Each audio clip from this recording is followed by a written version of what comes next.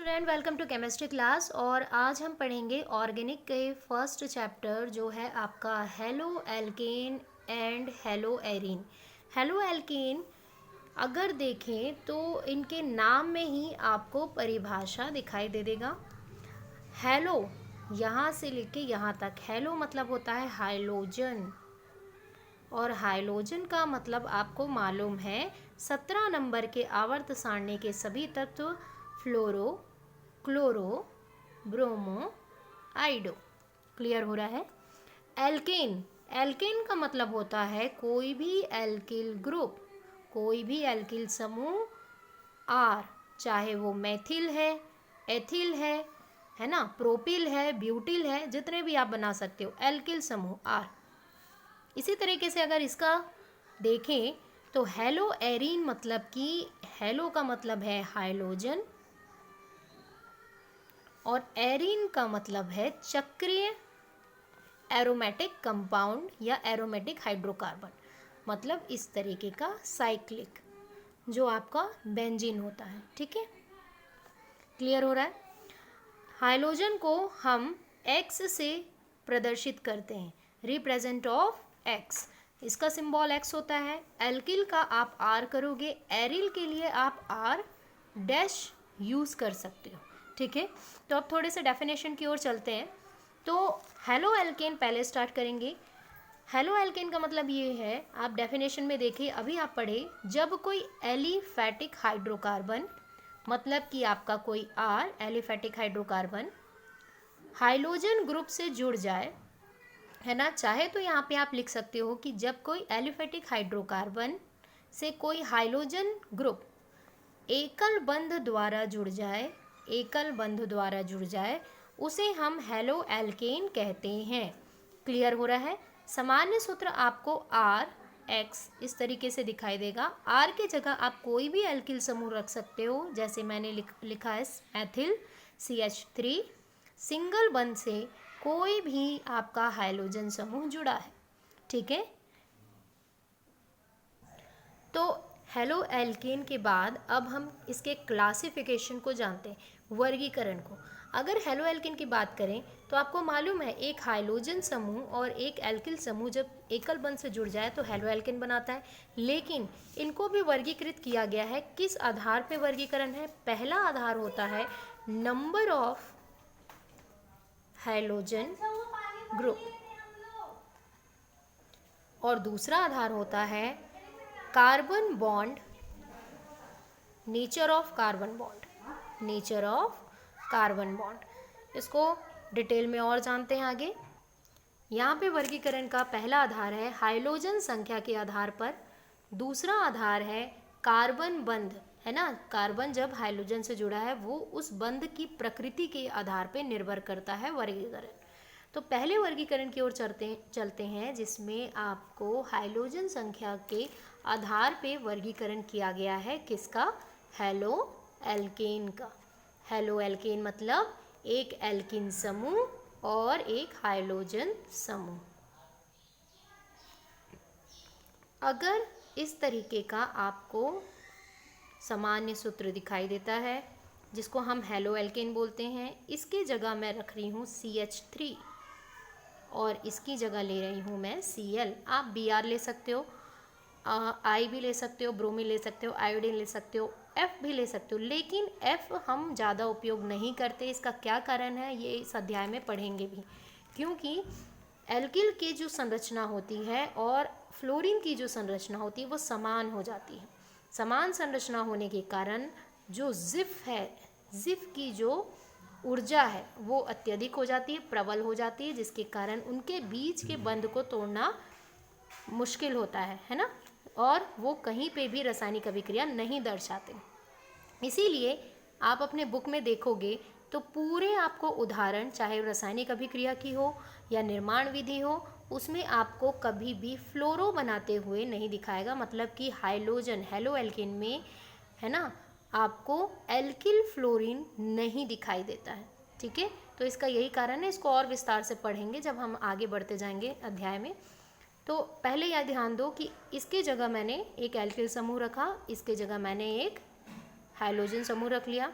इसे मैं तोड़ के लिख रही हूँ, H H और H।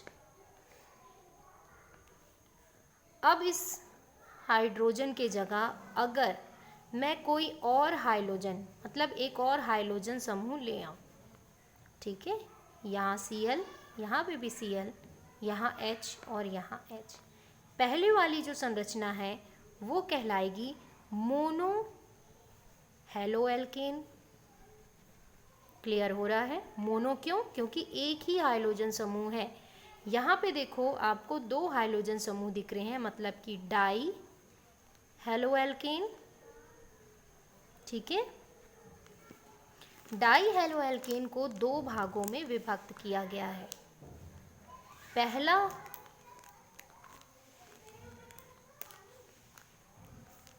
जिसमें आपको कार्बन से जुड़े हुए इस तरीके के चैन में हाइड्रोजन दिखाई देंगे, ठीक है। जैसे मान लो मैंने एक इधर चैन बनाया, यहाँ पे एक क्लोरीन है, यहाँ पे एक क्लोरीन है, H H H, ये एक चैन है। और दूसरा प्रकार आपको इसी तरीके से दिखा रही हूँ, H Cl Cl H H H। अब यहाँ पे देखो दोनों में क्या अंतर आपको दिख रहा है। यहाँ पे डाई हेलोएल्केन को दो भागों में वर्गीकृत किया गया है। किस आधार पे? हाइड्रोजन के स्थिति के आधार पे, हाइड्रोजन के स्थिति के आधार पे, ठीक है। पहली स्थिति में आपको दिखता है कि एक R की श्रृंखला है, मतलब आपका एक एल्किल समूह है, एक चैन है एल्किल समूह का, जिसमें एक कार्बन पे एक क्लोरीन है, मतलब हाइड्रोजन समूह है, दूसरे कार्बन पे हाइड्रोजन समूह है, मतलब दोनों के दोनों हाइड्रोजन समूह क्या है? पास पास हैं एक दूसरे के, आमने सामने, ठीक है।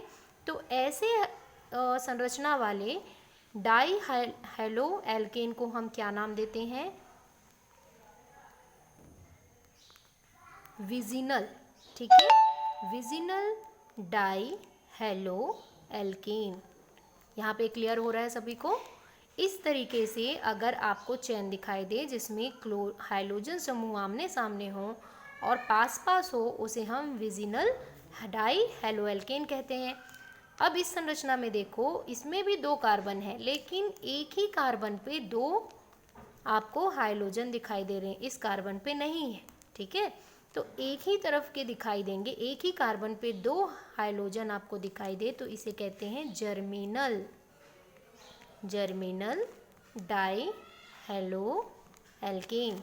तो ये नामकरण पद्धति में बहुत इम्पॉर्टेंट होता है, क्योंकि कई बार प्रश्न आ जाते हैं कि जर्मिनल डाई हेलोएल्केन है या विजिनल डाई हेलोएल्केन है। तो आपको क्लियर होना चाहिए कि डाई हेलोएल्केन को दो भागों में विभक्त किया गया है, वर्गीकृत किया गया है।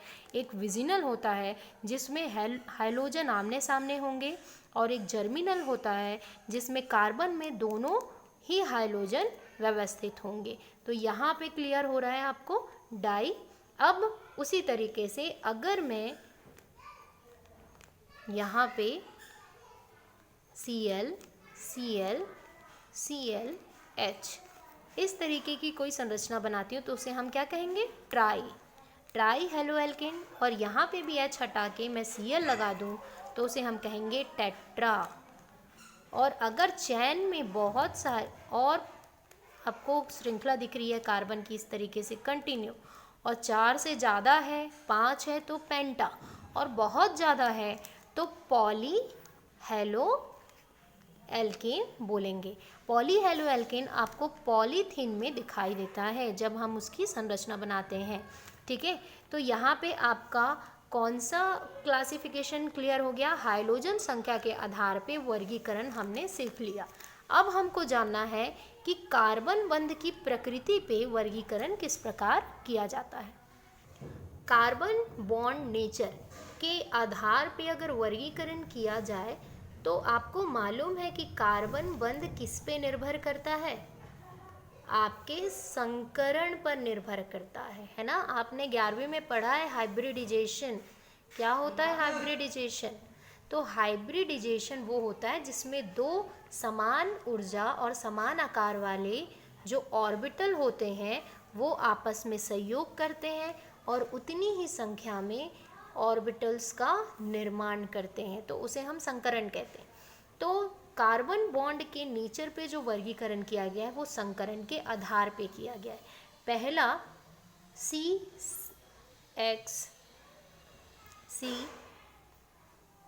Double bond X, C triple bond X, ठीक है। तो इस तरीके के अगर आपको संरचनाएं दिखाई देती हैं, ये सिर्फ मैं शो कर रही हूँ कि कैसे sp3 अवस्था, sp2 अवस्था, sp अवस्था, ठीक है। कार्बन अगर sp3 अवस्था पर है मतलब कि वो पूरे सभी हाइड्रोजन से वो एकल बंध से जुड़ा है, तो वो sp3 अवस्था पे है।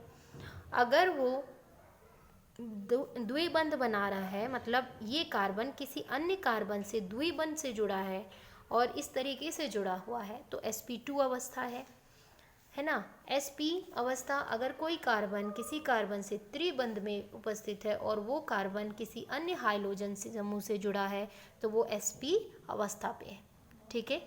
तो अब इसमें जानते हैं कि sp अवस्था पे, sp3 अवस्था पे आपको वर्गीकृत कैसे करना है। C एकल बंध, X H H H। इस सूत्र को अगर मैं शॉर्ट में लिखूं तो इस तरीके से हमने लिखा है CH3Cl, यहाँ पे मैं Cl लिखती, ठीक है। अब देखो एक H के जगह मैं यहाँ पे एक और कार्बन लेके आती हूँ,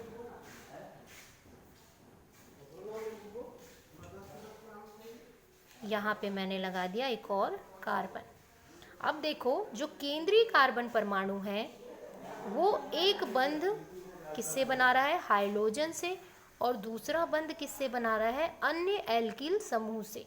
मतलब ये केंद्रीय कार्बन परमाणु किसी अन्य कार्बन परमाणु से एकल बंध से जुड़ा हुआ है, तो उसे हम कौन सा sp3 अवस्था कहेंगे, और ऐसी संरचना को हम क्या कहेंगे, प्राथमिक हेलोएल्केन, प्राइमरी हेलोएल्केन। क्लियर हो रहा है यहाँ पे कॉन्सेप्ट। सेकंड, इसी में हमको देखना है अगर इस तरीके का आपकी संरचना है और यहाँ पे भी मैंने एक और एल्किल ग्रुप समूह ले लिया, तो अब देखो यहाँ पे क्या हो रहा है, केंद्रीय परमाणु है ना, जो केंद्रीय परमाणु कार्बन है वो एकल बंध से किसी हाइड्रोजन से जुड़ा है और अन्य किसी एल्किल, दो एल्किल समूहों से जुड़ा है, दो एल्किल समूह से जुड़ा है, मतलब ये क्या हो गया, सेकेंडरी हेलोएल्केन। इसी तरीके से हम टर्शरी हेलोएल्केन बनाएंगे। मैंने तीनों तरफ एल्किल समूह अटैच कर दिया और एक तरफ मैंने Cl अटैच किया, मतलब ये हाइड्रोजन समूह हो गया। तो केंद्रीय कार्बन परमाणु एक बंध से हाइड्रोजन समूह से तथा तीन अलग अलग एल्किल समूहों से जुड़े हुए हैं, जिसके कारण हम इसे क्या कहते हैं, टर्शरी हेलोएल्केन कहते हैं या तृतीयक हेलोएल्केन कहते हैं। तो क्लियर हुआ। इस बंध की प्रकृति में मतलब sp3 हाइब्रिडाइजेशन में कार्बन बंध की प्रकृति एकल बंध होती है और उस बंध की प्रकृति में हमने तीन क्लासिफिकेशन, तीन वर्गीकृत हेलोएल्केन पाया। पहला है प्राइमरी, दूसरा है सेकेंडरी, तीसरा है टर्शरी। क्लियर हुआ यहाँ पे कॉन्सेप्ट। अब इसके बेसिक कॉन्सेप्ट से क्वेश्चन कैसे आते हैं ये देखिए। आपको पूछता है कि प्राथमिक हेलोएल्केन द्वितीयक हेलोएल्केन की अपेक्षा, बहुत इंपॉर्टेंट क्वेश्चन है, अपेक्षा तृतीयक हेलोएल्केन अत्यधिक स्थायी क्यों होता है। क्यों होता है भाई अत्यधिक स्थायी? जाहिर सी बात है, अगर मैं इसको बनाऊं तो ये हमारा हो गया प्राथमिक प्राथमिक हेलोएल्केन। अब हम बनाएंगे द्वितीयक हेलोएल्केन CH3 CH3H। अब तृतीयक halo alkane CH3 CH3 CH3 Cl। अब देखो, इस कार्बन परमाणु अगर किसी का संयोग, मतलब इसको अगर हम इस प्राथमिक अल्कोहल की क्रिया किसी से करवाते हैं, है ना, मान के चलो इसकी क्रिया मैं जल से करवाती हूँ या OH से करवाती हूँ, जल से नहीं सिर्फ हाइड्रोक्सिल से करवाती हूँ, तो ये हाइड्रोक्सिल क्या होगा, क्लोरीन की जगह लेगा, क्लोरीन को निकाल देगा। अगर मैं जल से कराती हूँ तो HCl बाहर आएगा, ये यहाँ जाके जुड़ जाएगा। ठीक है, आसानी से जुड़ जाएगा। क्यों जुड़ जाएगा? क्योंकि जाहिर है इस कार्बन को देखने वाला एक बड़ा मतलब हम बोल सकते हैं कि जो बड़े बड़े लोग हैं इस जगह में, देखो बड़े बड़े लोग में एक ही बड़े आदमी है ये, बाकी ये छोटे उसके भाई बहन है, तो ईजिली क्या करेगा, OH इससे सहयोग कर लेगा और क्लोरीन धीरे से निकल जाएगा। इसमें अगर देखें तो इस संरचना में दो बड़े लोग दिखाई दे रहे हैं, तो इस कार्बन से क्या होगा, सहयोग करने में थोड़ी अत्यधिक ऊर्जा लगेगी अपेक्षाकृत प्राइमरी में। ठीक है, फिर HCl निकल जाएगा। लेकिन तृतीयक अत्यधिक स्थायी होता है, वह सीधा जाके नहीं जुड़ेगा। इस प्रक्रिया में मतलब OH को यहाँ जोड़ने के लिए हमको SN अभिक्रिया की आवश्यकता पड़ेगी। मतलब हम इसे कहते हैं नाभिक रागी प्रतिस्थापन अभिक्रिया, जो हम आगे पढ़ेंगे। तो इस अभिक्रिया में इस मतलब OH को जोड़ने में इसकी क्यों ज़रूरत पड़ती है? क्योंकि यहाँ पे देखें तो कार्बन के जो संरचना है उसमें ये देखो त्रिविम संरचना, मतलब इसमें यहाँ पे तीन तीन बड़े लोग हैं, और OH जब भी है ना अटैक करता है, मतलब जुड़ाव करता है, क्लोरीन की जगह आता है, तो वो पश्च से अटैक करता है, मतलब यहाँ से पश्च आक्रमण करता है। पश्च आक्रमण करने से क्लोरीन आगे की ओर निकलता है, बॉन्ड टूटता है और वो इसकी जगह आता है। यहाँ पे वो पश्च आक्रमण कर सकता है, क्यों? क्योंकि वहाँ यहाँ पे H है, वो उसको ज़्यादा नहीं रोकेगा। यहाँ पे भी पश्च आक्रमण कर सकता है क्योंकि यहाँ पे H है। यहाँ पे पश्च आक्रमण इसलिए नहीं कर सकता क्योंकि ये अगर इधर जाएगा तो बाहर निकल जाएगा, क्योंकि ये उसे अंदर नहीं जाने देगा, ये उसे अंदर नहीं जाने देगा, ये उसे अंदर नहीं जाने देगा, जिसकी वजह से OH क्लोरीन का स्थान नहीं ले पाएगा। इसीलिए कहा जाता है कि रासायनिक अभिक्रिया इस मतलब तृतीयक हेलो एल्केन के साथ कराने में बहुत ही ज़्यादा कठिनाई होती है, और कोई भी रासायनिक अभिक्रिया तृतीयक हेलो एल्केन के साथ कराने के लिए हमको किसकी ज़रूरत पड़ती है? SN अभिक्रिया की ज़रूरत पड़ती है, जिसमें हम दो अभिक्रिया पढ़ते हैं। SN1 मतलब नाभिक रागी प्रतिस्थापन अभिक्रिया एक अणुक के साथ, और राभिक नाभि दो अणुक के साथ प्रतिस्थापन अभिक्रिया SN2। तो ये दोनों को और केमिकल रिएक्शन में हम पढ़ेंगे। यहाँ पे ये जानिए कि ये ज़्यादा स्थायी क्यों होता है? क्योंकि इसकी जो संरचना है वो त्रिविम बाधा उत्पन्न करती है। क्या करती है? त्रिविम बाधा उत्पन्न करती है। क्यों करती है? क्योंकि इस केंद्रीय परमाणु से तीन एल्किल समूह जुड़े होते हैं, जिसकी वजह से वहाँ पे घनी मतलब इनकी संरचनाएं बहुत ही ज़्यादा घनीय हो जाती है, और किसी भी OH मतलब नाभिक रागी का क्या होता है? पश्च आक्रमण नहीं हो पाता है। क्लियर हुआ यहाँ पे ये क्यों स्थायी होते हैं? ठीक है, तो अब देखते हैं इससे रिलेटेड क्वेश्चन यही आता है। आंसर भी मैं आप लोगों को लिखवा सकती हूँ या आप स्वयं भी बुक से देख के लिख सकते हो। सेकंड, इस पे आते हैं अगले टॉपिक पे